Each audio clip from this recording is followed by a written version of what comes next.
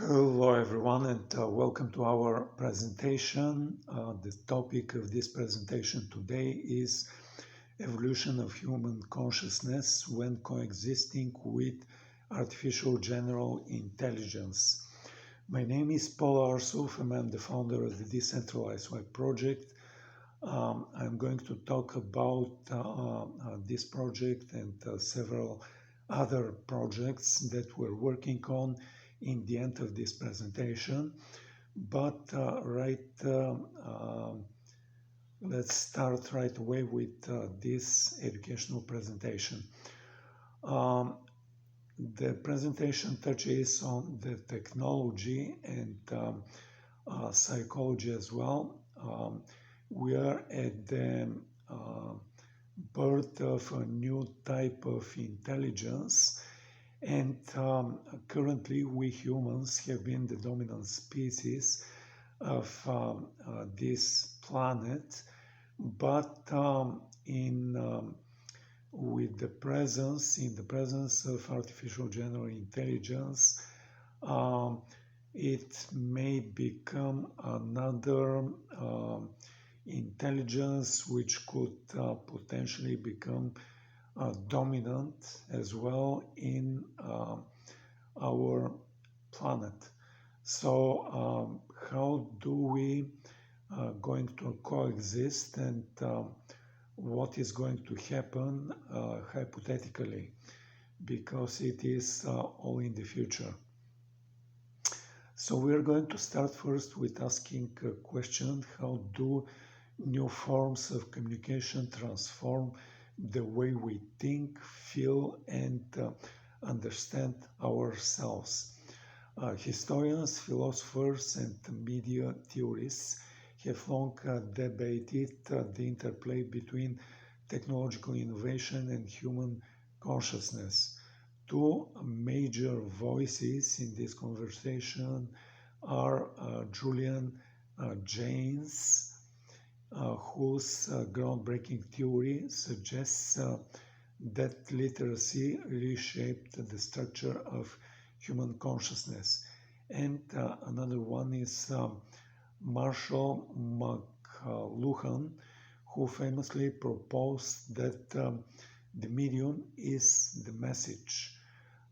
Today, artificial general intelligence, or abbreviated AGI, promises to usher in another seismic shift in how we process information and conceive of our place in the world.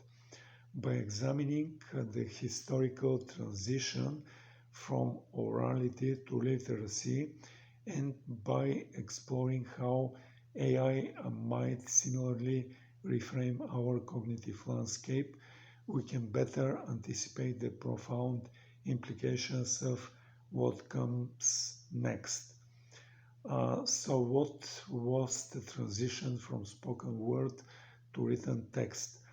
The roots of human expression lie in an oral culture, where stories, directives, and history itself were carried through sound and memory. In such environments, language functioned as a shared communal force, a continuous thread waving individuals into a collective identity. Marshall McLuhan emphasized the immediacy and immersive quality of oral tradition. To hear words is to participate in them, to resonate with their rhythms in a social space. Everything changed when people began to record works on tablets, parchment, and paper. Literacy, as Julian Jaynes posited in his work on the breakdown of the bicameral mind, did more than merely store spoken language in visual forms. it transforms human consciousness. James argues that early oral societies experienced consciousness in a fundamentally different way, one that relied on auditory commands or voices that guided behavior. Once writing took hold, individuals developed more introspective capabilities, or so-called inner voice that could evaluate, reflect, and imagine alternatives. McLuhan underlined the transformation with his famous adage: the medium is the message. Writing not only transformed content from ear to eye, it structured people thinking into linear sequential patterns. In an oral culture, knowledge is fluid, communal, and tied to immediate context. In a literature culture, knowledge can be broken down into components, filed away, revisited, and scrutinized. As humans shifted from auditory processing to visual decoding, consciousness became more self-reflective and analytical. Over centuries, literacy paved the way for accumulated knowledge, from complex legal systems to scientific methods.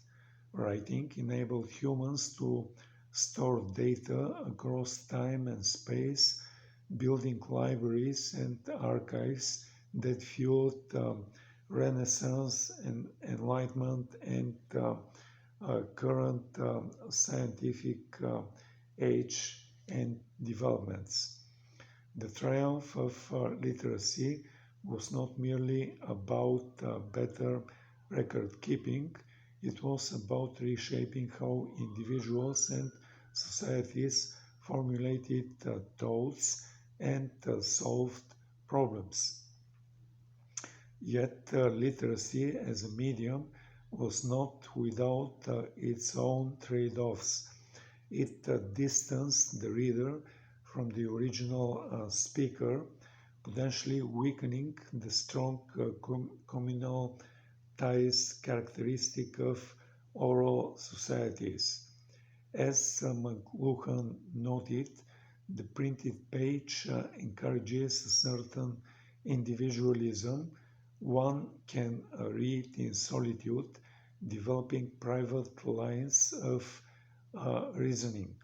In contrast, orality fosters immediate collective engagement. While literacy enriched consciousness with introspection, it also nudged people towards more isolated modes of cognition. Today, we stand at the threshold of another media revolution, the race of artificial intelligence. If writing centralized speech into text, AI externalizes not just content, but entire cognitive operations, pattern recognition, decision-making, hypothesis generation. In real time, an AI can propose alternative viewpoints, challenge our assumptions, and generate new insights by synthesizing massive amounts of data into that no single human could process alone. This moment parallels the shift from orality to literacy. As AI emerges, it challenges our existing frameworks. How do we make sense of an entity that can think in a way we cannot fully replicate or even understand? Following McLuhan's logic, the medium is the message. AI as a new medium will reshape our ways of knowing and being. It does more than provide answers. It changes the nature of the questions we ask and the perspective from which we ask them. In a sense, AI promises a form of meta thinking where we can not just see our conclusions, but the architecture behind them, just as writing allowed us to lay our arguments on a page and revise them. AI can present multiple threads of logic simultaneously, offering parallel voices for us to evaluate. This can expand our consciousness on how we think, drawing parallels to Jane's notion that literacy heightened self-awareness by forging an inner narrator. AI may heighten awareness and still further by reflecting our thought processes back to us in real time. But what are the risks and opportunities in this form with emerging AI? As with any transformative medium, AI brings both promise and peril. On one hand, it could democratize expertise, rapidly generating solutions in fields as diverse as healthcare, environmental science, and education. It may broaden our collective intelligence, enabling large collaborations that push humanity to solve previously intractable problems. On the other hand, AI's capacity to process information so effectively can lead to our over-reliance to it. If we become passive recipients of AI-driven insights, we risk losing the creative friction that nourishes our human critical thinking. Biases in data, whether societal or algorithmic, may be reinforced, constraining rather than liberating our thought processes. Moreover, the immediacy and ubiquity of AI tools could foster a new orality, reminiscence of older command listening traditions, but amplified and accelerated in ways we have never seen, inviting questions about surveillance, echo chambers, and misinformation. But where does this leave us?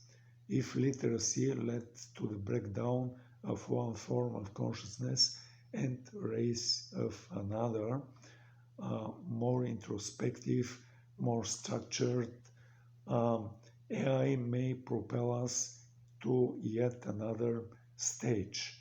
Our goal should be to co-evolve with AI in a way that enriches rather than erodes our own human cognitive capabilities and communal ties.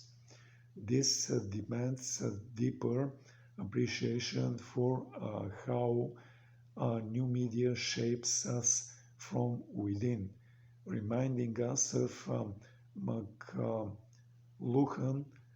since insight that technologies are not passive tools but active participants in human affairs. The future may well lie in co-created knowledge systems where humans and AI collaboratively chart paths forward. Such synergy could help us become more aware of our assumptions, exposing the scaffolding of our thought processing and allowing for greater reflection and refinement. In so doing, we might approach the dream of a wiser, more holistic consciousness, one that takes the best from the oral tradition, its communality and shared experience, retains literacy traditions' powers of analysis and introspection, and then transcends through intelligent cooperation with machines. We are, in essence, on the cusp of next literacy, so-called AI literacy, that must be learned, mastered, and critiqued. This new literacy has the potential to alter our sense of self and society as profoundly as quill and paper did centuries ago. The key questions we face echo those that haunted the transition from orality to writing. What do we gain? And what might we lose? And how can we guide the evolution of our consciousness to harness the best of both worlds? Those who grapple with these questions while engaging with the AI medium conscientiously will help shape the narrative of humanity's future. And with this said, I'm ending this presentation, and I'm coming back to the beginning of this presentation when I told you that my name is Paul Arsov, and I'm the founder of the Decentralized Web project. I like to tell you about this project and several other projects that we're working on. But first about Decentralized Web project. It builds decentralized communication and advertising platform, and as just mentioned, it is monetized through advertising, and it builds a platform which allows video and audio and text communication in a decentralized way directly between from user to user. If we are looking at another claim of decentralization, namely the blockchain technology, we did analyze blockchain technology, and we found that it has fundamental flaws and it cannot serve as a driver of decentralization. So what we are proposing as means and technology of decentralization is direct communication from user to user without going through a third party, namely a server or a central point which collects information and then it distributes this information between users. So our mean of decentralization is direct communication, and we provide the technology to do this. In our project, we have our own blockchain instance, and this blockchain instance have rewards for users joining our platform.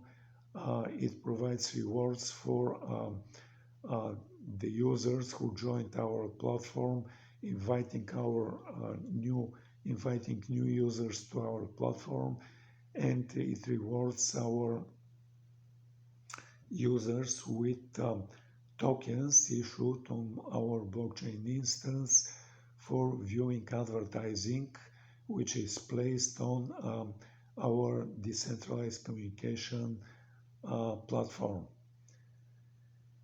And with this said, I like to tell you the name and the URL of the website of this project.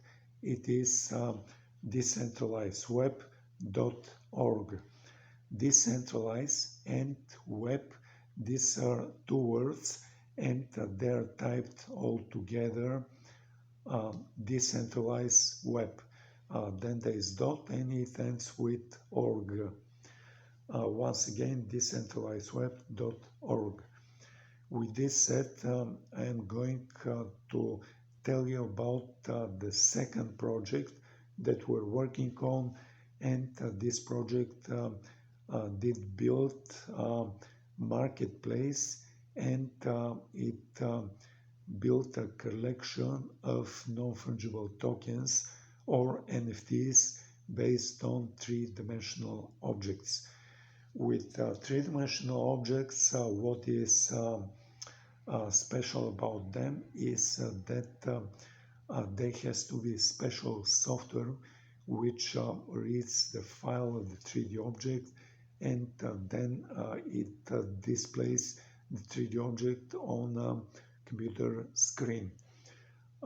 Usually the creators of 3D object, they use game engines, and currently there are two very popular choices of game engines used for displaying of 3D objects. One of them is called Unreal, and the other one is called Unity. But from the very beginning of our project, we decided to build our own 3D software engine. And what this 3D software engine does is it reads the file of the 3D object, then it opens a window on a computer screen, it loads and displays the 3D object in a window it opened, and then it starts animating the 3D object in a way of moving it in a random fashion around the window it did open. But in addition to this basic capability of loading, displaying and animating of the 3D object, our 3D software engine has multiple additional capabilities. The first additional capability of our 3D software engine is the capability of speaking. Our 3D NFTs can speak in one of three different voices. The 3D NFTs can speak either in a male voice or in a female voice or in a whisper kind of a voice. In addition to the three basic voices, there are three different flavors of voices. A voice can be spoken either in a normal speed fashion or in a fast speed fashion or in a slow speed fashion. If we take a male voice and it is spoken in a slow speed fashion, then this voice can come as the voice of a very masculine person, or it can come as the voice of an old person. If on the other hand we take a female voice and it is spoken in a fast speed manner, then this voice can come as the voice of a little girl or the voice of a funny person. The next additional and important capability of our 3D NFTs is the capability of voice recognition. Our 3D NFTs can recognize voice commands, and if, for example, we have a 3D NFT which is animated and moving in a random fashion around the window, and then we can issue our very first voice command to the 3D NFT to stop moving. And then the 3D NFT is going to stand still and stop moving. Then we can issue following voice commands to the 3D NFT to move left, move right, move up, move down, zoom in, zoom out, and rotate. And then we can notice and see how the 3D NFT is going to fulfill each one of these separate voice commands, and see it as moving left, then moving right, moving up, then moving down, coming closer, zoom in, going farther away, zoom out, and start rotating. The next additional and important capability of our 3D NFTs is the capability of them having a basic artificial intelligence. Wow, really, wow. You can ask the 3D NFT, who are you? And then the 3D NFT is going to reply with who, in few sentences, of who they are. You can ask the 3D NFT, what is your name? And then the 3D NFT is going to reply with their name. You can ask the 3D NFT to describe something.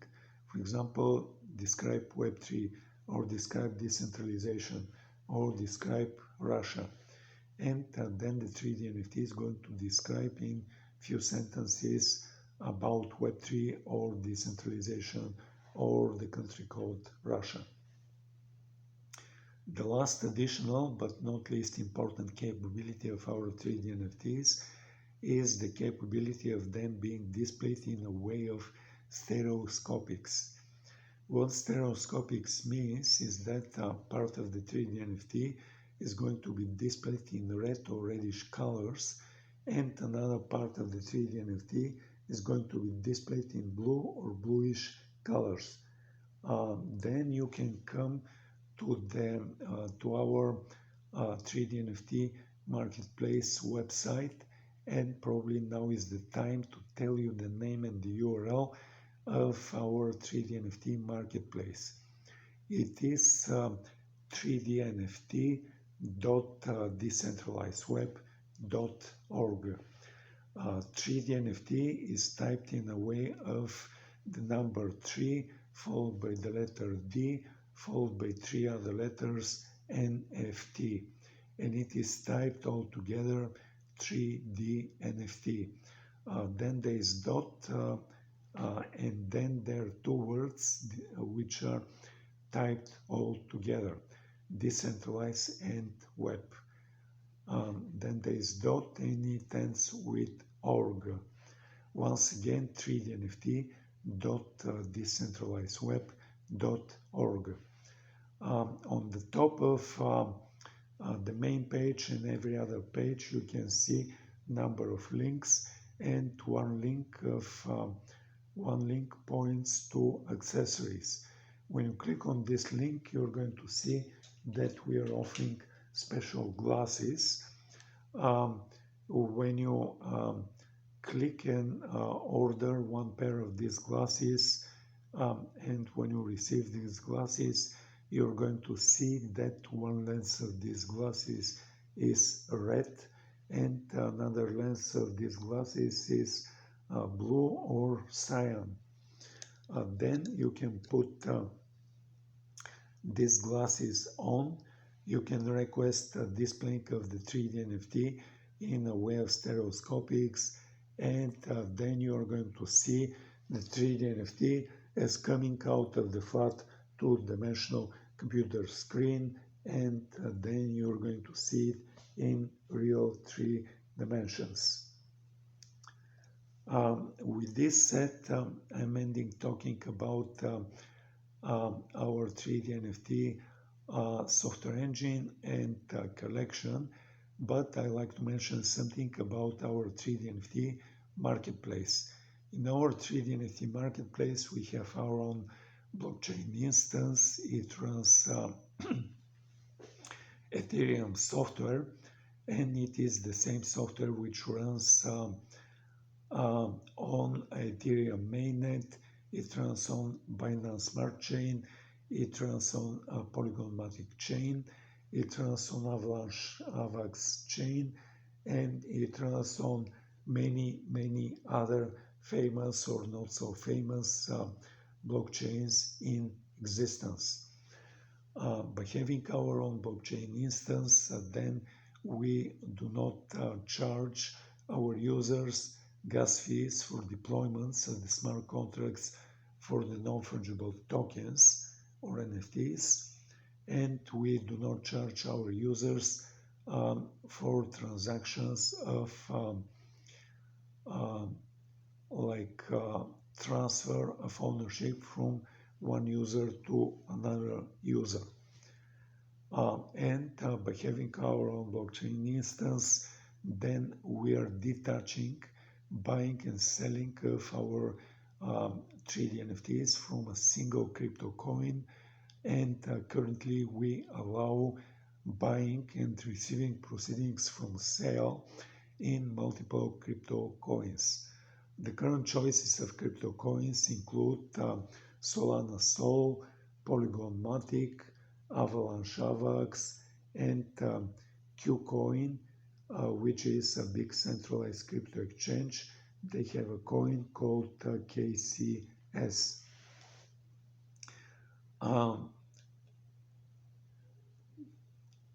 In addition to buying and receiving proceedings from selling crypto, we have a second parallel and independent way of buying and receiving proceedings from sale, and it is done entirely in fiat currency.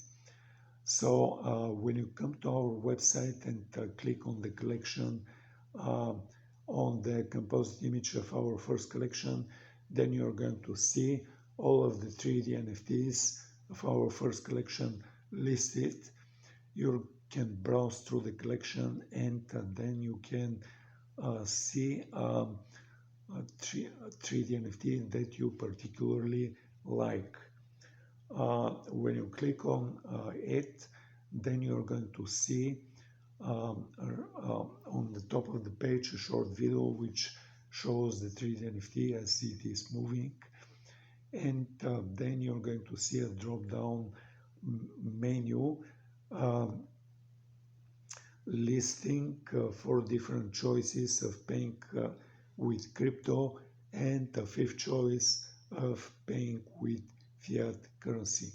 So let's say you select payment with fiat currency, and then when you click on the button to continue next, you're going to be presented with a screen where you can put the number of your debit or credit card, expiration date, and CVC.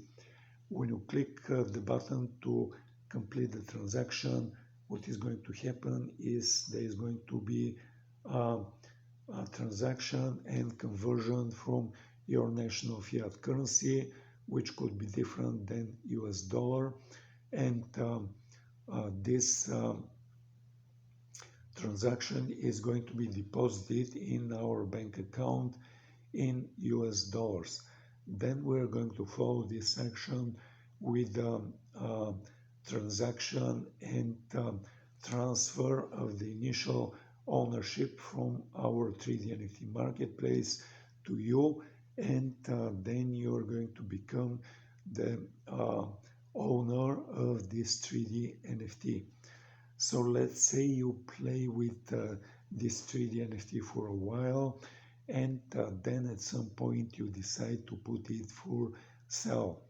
You decide on the price you want to put it for sale, and then let's say there's a second user who comes to our 3D NFT marketplace.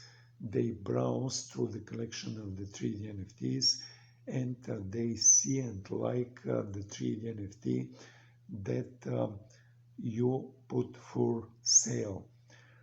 So what is going to happen with the second user is they're going to go through the same choices um, uh, between like choosing between four different choices of paying with crypto and the fifth choice of paying with fiat currency. So let's say they select payment with fiat currency, and then they go to the next screen. They put the number of their debit or credit card, CVC, expiration date, and when they click on the button to complete the payment, what is going to happen is there's going to be a conversion from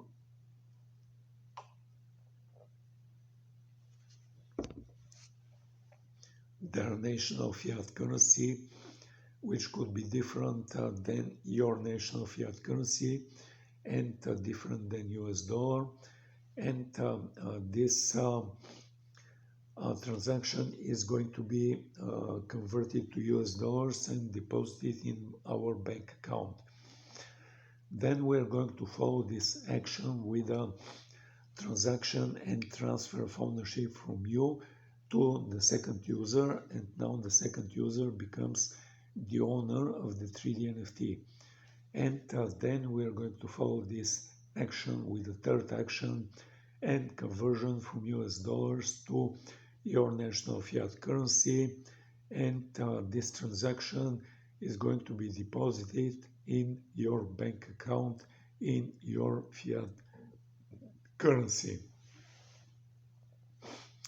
And with this said, I'm ending talking about this second project, and I like to go and describe our third project that we're working on. This third project is dealing with building charger and charging products for electric vehicles. With electric vehicles, we anticipate and estimate that the number of electric vehicles is going to exponentially grow up, and at some point like this is going to become a big problem for the owner of electric vehicles of how to charge them. The current way of charging of electric vehicles is handled in a way of which resembles the gas station model.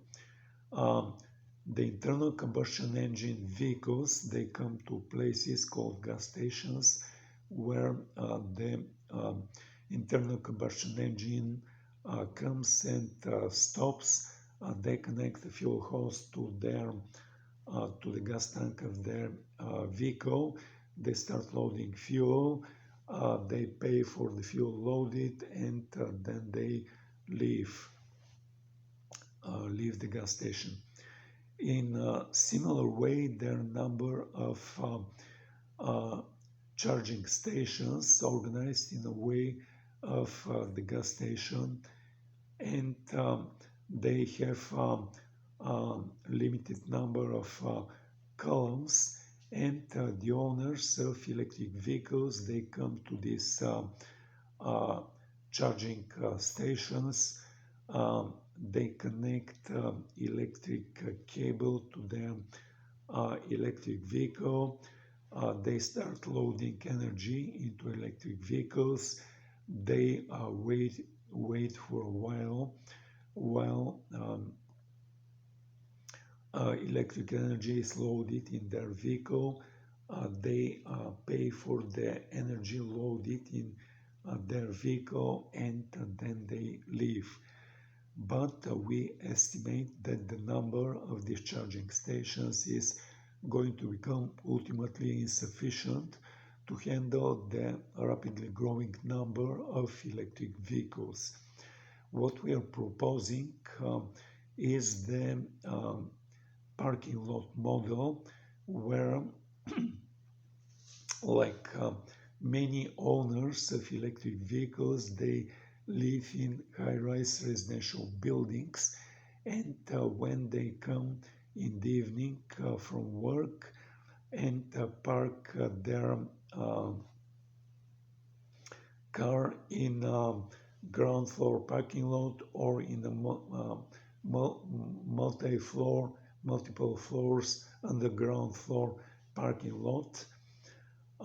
When they park their vehicle, they could connect a charging cable from a charging product which the parking lot is outfitted with, and the owner of this electric vehicle can leave the electric vehicle to charge during the evening, during the night and early morning, while the owner of this electric vehicle is at home in a high-rise residential building.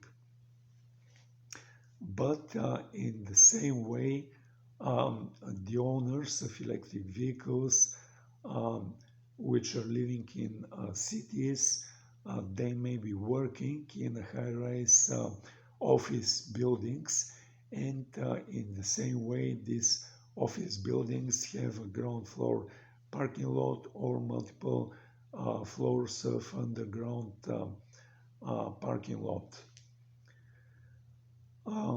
In the same way, the owner of this electric vehicle, when they come in the morning for work, they could connect the charging cable of charging product which this office building parking lot is outfitted with, and they can leave their vehicle to charge during the morning, afternoon, and early evening, while the owner of this electric vehicle is at work. With this said, I like to tell you the name and the URL of the website of this project. It is power.arstec.com. Power is the ordinary word for power, then there is dot, then there is a word which I can spell it letter by letter. It is Alpha Romeo Sierra Tom Echo Charlie Hotel, altogether Arstec. Then there is dot and it ends with com. Once again, power.arstec.com. When you go to the website, you're going to see that we are having on the main page 3 different surveys that you can fill and tell us about your specific needs and requirements as a user of charging products for electric vehicles. These surveys are the first survey is about hardware that we could potentially build. The second one is about the software that we are going to offer, and the third one is about the features which are implemented into our products. You can also see on the main page of our website an article that we published, and it tells you in very big details the difference between the gas station model versus parking lot model. And it also tells you details about what we include in the charging products that we are building. In brief, I can tell you that the charging product that we're building include high power and high current, high voltage and high current switch product, which could be turned on and off by the user who identified themselves by their near-field communication debit card or credit card, or near-field communication card, or near-field communication keychain token, or near-field communication ring, which they could wear on their finger. And after identifying themselves to our charging product, they could connect electric cable to their electric vehicle, and they could start charging their electric vehicle while they're at home or while they're at work. But in addition to this capability, our charging products have Wi-Fi communication capabilities and current measuring capabilities, which could tell the owner of the exact amount of energy which was loaded in their electric vehicle, and it could tell the owners of the charge for the electric vehicle, which they would be charged for during the time they are charging their electric vehicle at home or at work. And our charging products could potentially offer information not only to the owner of the electric vehicle, but it could offer aggregated information to the owners of, for example, office buildings, because office buildings have very strict requirement of the amount of energy which they could use during a month. And what is specific about this office, owners of office buildings, that is that they have a contract with the electric utility for the envelope of energy which they could consume during the month. So if they exceed this amount of energy, then they are going to be charged a very, very high rate for the electric energy they would consume, and they potentially do not want to exceed this energy and pay the penalty rate for exceeding of consumption of electric energy. So our products could provide aggregate information to the owners of these buildings, or owners of facilities which have multiple chargers, multiple charging stations mounted in their facility. But we could also provide information to the distribution providers and electric utilities themselves, because the electric utilities have to balance at any moment of time the consumption part with the generation part of their operation.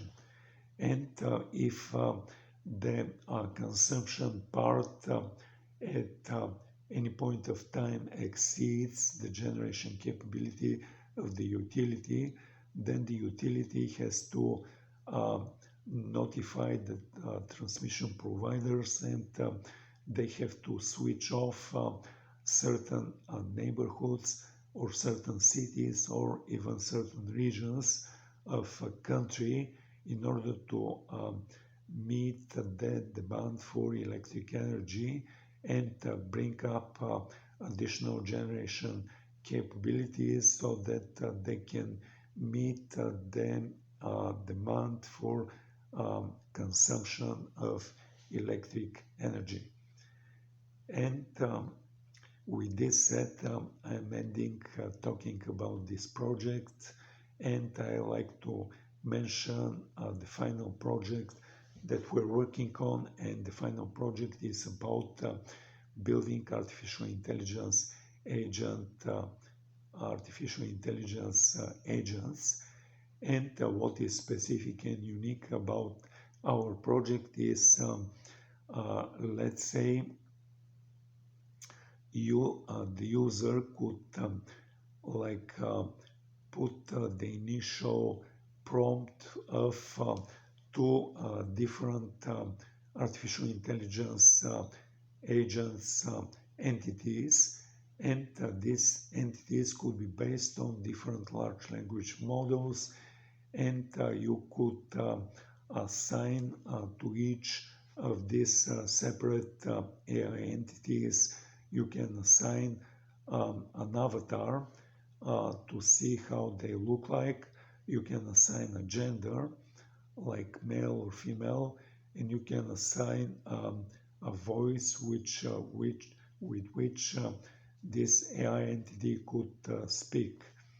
And after putting the initial prompt for each of these entities, then the user could observe the interaction between these two entities as they're going back and forth and be entertained.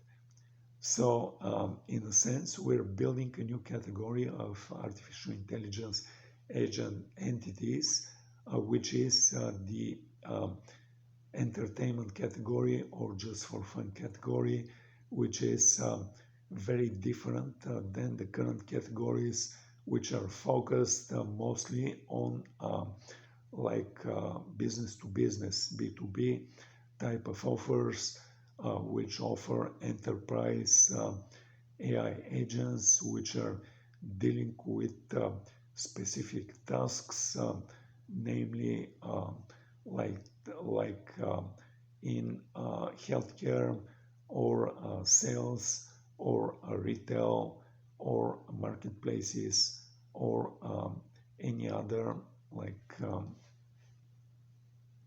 events which a business could offer together with artificial intelligence agent. But we're targeting with our AI to AI project individual users who are going to be just an observer of the interaction between these two entities. But what could be the interaction between two AI entities? On our website, and probably now is the time to mention the name and the URL of the website of this project. It is AI to AI decentralizedweb.org. AI to AI is typed in a way of the letter A followed by the letter I followed by the number 2 followed by two other letters A and I, and it is all together AI to AI. Then there is dot, then there are two words, decentralized and web. They're typed all together, decentralized web. Then there is dot, and it ends with org. Once again, AI to AI dot decentralizedweb.org. So the interactions between AI entities, as given example on our website with the video, is let's say we are assigning the first AI entity to be very seductive, and the second AI and the first AI entity has a female gender and high voice pitch with with which it is speaking. And the second AI entity, we assign a prompt to be very angry, and we are assigning a male avatar and male gender, and we also assign a very low voice pitch. And the video that we placed on our website shows how the interaction between these two entities is going to go on. But in addition to this interaction, there could be other interaction, like for example, one entity being a salesperson and another entity being consumer, and the first entity is going to try to sell something to the second entity, and the second entity is going to resist the offers of the first entity. And the offer prompts like this can go on and on. We have a so-called social page on our website where you, the user of this AI to AI offer, could put a specific interaction that you defined on our website, so other users could see the parameters of this interaction, and they could play this interaction for themselves. What is interesting and unique with AI entities is that they intentionally avoid repetition, so that what you are going to get is going to be slightly or very different than what the initial user who put the parameters of this interaction is going to be. But with this said, I'm ending talking about our projects and this educational presentation. Thank you for listening. Thank you for viewing. Have a nice day. Have a nice evening, and goodbye.